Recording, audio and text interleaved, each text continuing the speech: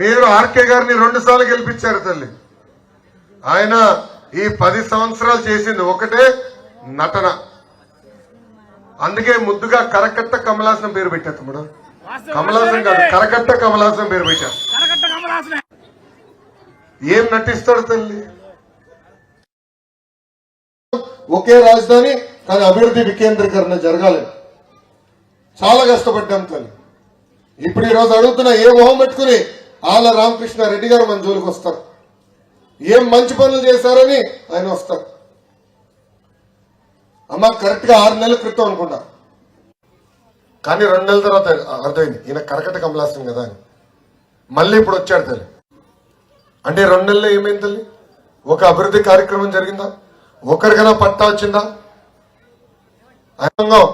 ఆయన నటిస్తున్నారు. దయచేసి ఇది మీరందరూ గుర్తుపెట్టుకోవాలని ఈ సభాముఖంగా కోరుతున్నా. గ్రామం మొత్తం తిరిగా. ఆ రోజు రాత్రి 11 అయింది.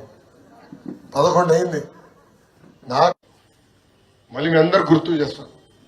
మొదటిది మాదిగా ఏ ఊరికి వెళ్ళినా 3 సమస్యలు గ్యారంటీ. ఒకటి నీరు ఉండదు, రెండోది డ్రైనేజ్. ఎంత అద్భుతంగానేమా మన డ్రైన్లో. వర్షం పడితే మొత్తం నీరు ఆగిపోతుంది, దోమ గుయ్యి అని వచ్చి కుడుతుంది, మనకి మలేరియా డెంగ్యూ వస్తుంది. అందుకేమా దీనికి శాశ్వతమైన పరిష్కారం భూగర్భ డ్రైనేజ్. అన్నగారు ఊరు నిమ్మకూరులో వేసాను తల్లి.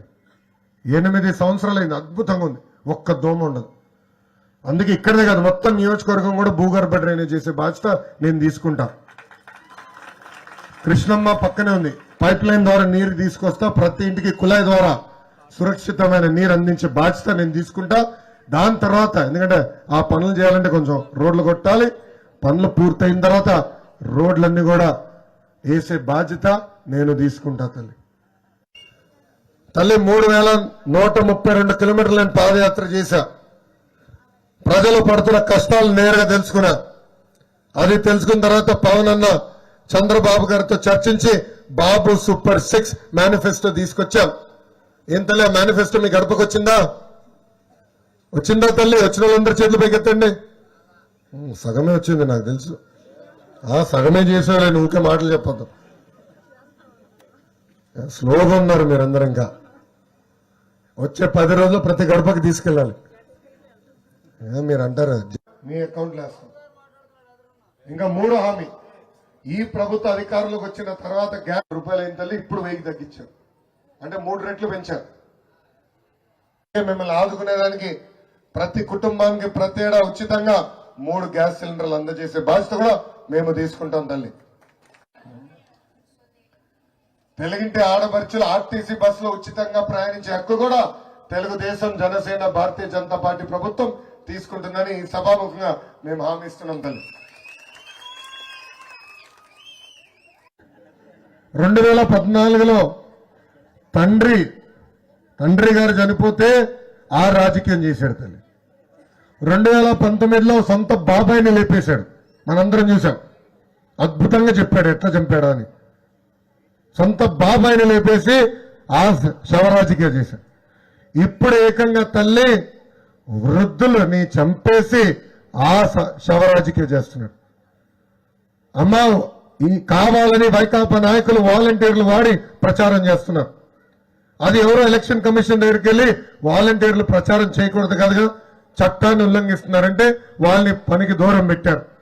అది తీసుకొచ్చి ఇప్పుడు తెలుగుదేశం పార్టీ మీద రుద్దేదానికి ప్రయత్నిస్తున్నారు తల్లి. అమ్మ ఈ ప్రభుత్వానికి నిజంగానే చిత్తశుద్ధి ఉంటే మొదటి రోజే వృద్ధులకు రావాల్సిన పెన్షన్ మొత్తం ఇక్కడున్న సచివాలయ అకౌంట్ లో జమ చేసేవారు. వాళ్ళు జమ చేసింది ఎంత తెలుసా? మొదటి రోజు 10% మాత్రమే. అంటే కావాలని వృద్ధుల్ని ఇబ్బంది పెట్టాలి, వృద్ధులు చనిపోవాలని ప్రయత్నించాడు ఈ జగన్మోహన్ రెడ్డి గారు. అందుకే ఇక్కడున్న వృద్ధులకు నేను హామీ ఇస్తున్నా, 2 నెలల్లో ఉపయోగపట్టండి. మన ప్రభుత్వం వచ్చిన వెంటనే 3000 రూపాయలు పెన్షన్ 4000 రూపాయలు చేసే బాధ్యత మేము తీసుకుంటాం. అంతేగా తల్లి, వాలంటీర్లు ఎట్లయితే ఇప్పుడు వచ్చి మన గడపలో పెన్షన్ ఇస్తున్నారో అదే విధానం మనం కొనసాగిస్తాం. ఇతర సంక్షేమ కార్యక్రమాలు కూడా మీ గడపకి తీసుకొచ్చే బాధ్యత మేము తీసుకుంటామని ఈ సభాముఖంగా మీకు హామీ ఇస్తున్నా తల్లి. అమ్మా జగన్మోహన్ రెడ్డి గారు పదే బటన్ నొక్కినా అంటున్నాడు. నొక్కాడు తల్లి, 2 బటన్లు నొక్కుతాడు తల్లి ఆయనకి. మీ కంపెనీది ఒకే బటన్, బులుగు బటన్. అది నొక్కితే అకౌంట్లో 10 రూపాయలు పడుతుంది తల్లి. కానీ ఎర్ర బటన్ నొక్కుతాడు తల్లి, అకౌంట్ నుంచి 100 రూపాయలు ఉష్యం పోతుంది తల్లి. సరుకుల ధరలు పెంచారు, పెట్రోల్ డీజిల్ గ్యాస్ ధర పెంచారు, చివరికి సో ఒక బటన్ నొక్కుతాడు తల్లి, బులుగు బటన్ 10 రూపాయలు పడుతుంది. ఎర్ర బటన్ నొక్కుతాడు, 100 రూపాయలు ఉష్యం పోతుంది. దయచేసి ఇది గుర్తుపెట్టుకోవాలని ఈ సభాముఖంగా మిమ్మల్ని అందరూ నేను కోరుకుంటున్నాను.